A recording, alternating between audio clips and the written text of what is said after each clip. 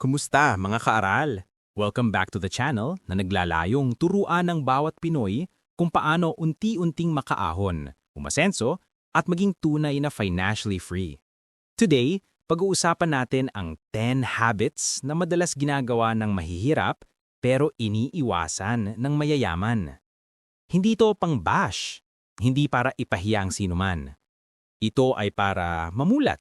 Kasi minsan, hindi pera ang problema, kundi patterns na unti-unting sumisira sa future natin. At kung may makita kang habit na parang ikaw, good news. Habits are changeable. Kung kaya ng iba, kaya mo rin. Let's dive in.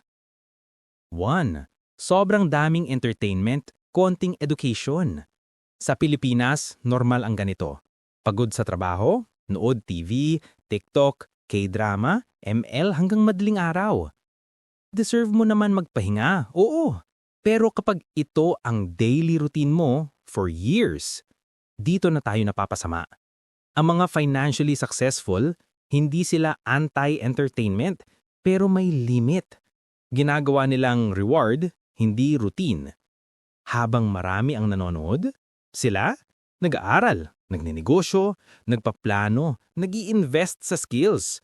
Rule of thumb, kung mas marami ang hours mo sa entertainment kaysa sa education, malayo ka sa financial freedom.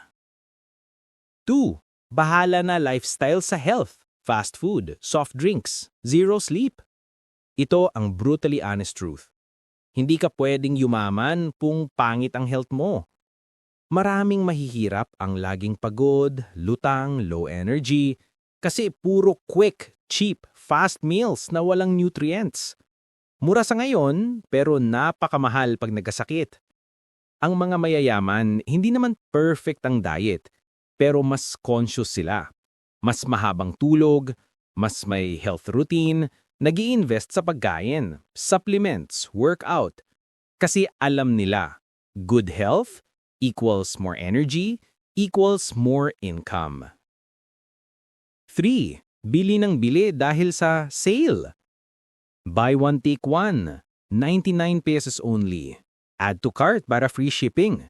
Pero tanungin mo sarili mo, kailangan ko ba talaga to o na-FOMO lang ako?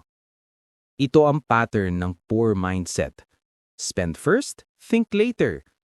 Ang rich mindset, think first, spend last. Hindi sila nahahype sa sale. Mas excited sila sa assets, sa investments, sa negosyo. Remember, hindi kayo mayaman sa dami ng nabili mo, kundi sa dami ng pera na hindi mo ginastos. 4. Late magising, late gumalaw, late magdesisyon. Ito hindi tungkol sa pagiging morning person, pero kung araw-araw ka ng groggy, always rushing, walang schedule, walang priorities, napakahirap gumawa ng progress. Ang mga mayayaman, intentional ang umaga nila. Hindi naman 5 a.m. club lagi, pero structured. Alam nila ang gagawin. Alam nila ang goals. Or habit? Bahala na bukas. Rich habit? Let's do it today. 5. Sobrang invested sa drama, chismis at escapism. Ito ang hard truth. Maraming Pilipino ang mas emotionally attached sa buhay ng artista kaysa sa sariling buhay. Ang mga mayayaman, hindi sila takot sa reality, kaya hindi sila tumatakas rito. Ang energy nila nakatuon sa bagong ideas, opportunities, goals, networking, creativity, skills. Hindi nila pinapanood ang buhay ng iba. Ginugoogle nila ang oras para pagbuuin ang sarili nilang buhay. 6. Walang self-care at walang confidence sa sarili. Ito, underrated. Kung hindi ka presentable, hindi ka confident. At kung hindi ka confident, hindi ka convincing. At kung hindi ka convincing, mas kaunti ang opportunities mo. Hindi kailangan mamahaling gamit ha. Pero kung malinis ka, maayos, may aura ng professionalism, mas malaki ang chance mo makakuha ng trabaho, clients, respeto, and trust. Poor habit? Pwede na yan. Rich habit? Aalagaan ko sarili ko kasi asset ko to. 7. Blame mindset. Laging kasalanan ng iba. Corrupt ang gobyerno. Mahirap umangat sa bansa natin.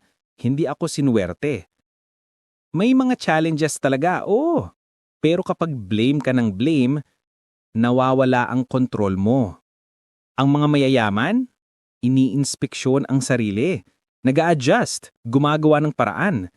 Hindi naman sila perfect, pero may ownership. At kung may mali, hindi sila umiiyak, nagpipivot sila. 8. Walang emergency fund. Isang sakit lang, ubos ipon. Isang bagyo lang, bagsak negosyo. Isang aberya lang, utang agad. Hindi ka luluwag ang buhay kung lagi kang isang emergency away from disaster. Ang mga mayayaman, may buffer. Kahit maliit, kahit dahan-dahan, nag-iipon sila. Kasi ang ipon, hindi lang pera, peace of mind. 9. Utang para sa luho, hindi para sa kita. Ito ang trap na kumakain ng millions ng Pilipino. Installment phone, installment shoes, installment appliance. Ang mga mayayaman, umutang pero may kapalit. Business. Equipment. Education. Investment. Expansion. For them, that should make you richer, not poorer. 10. Pangarap ng pangarap pero hindi umaaksyon. Ito ang pinakamasakit pero pinakaimportanting truth.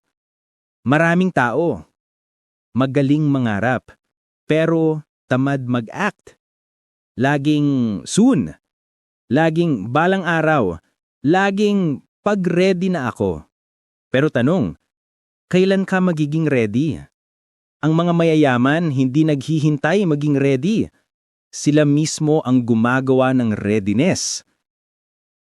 Action, test, adjust, improve, repeat. Yun ang real formula.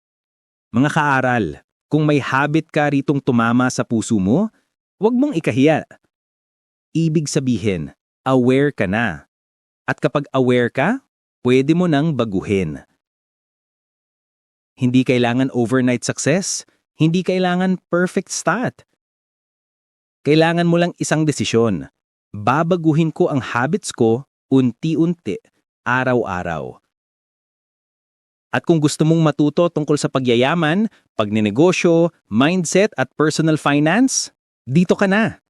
Welcome to Aral Yaman TV.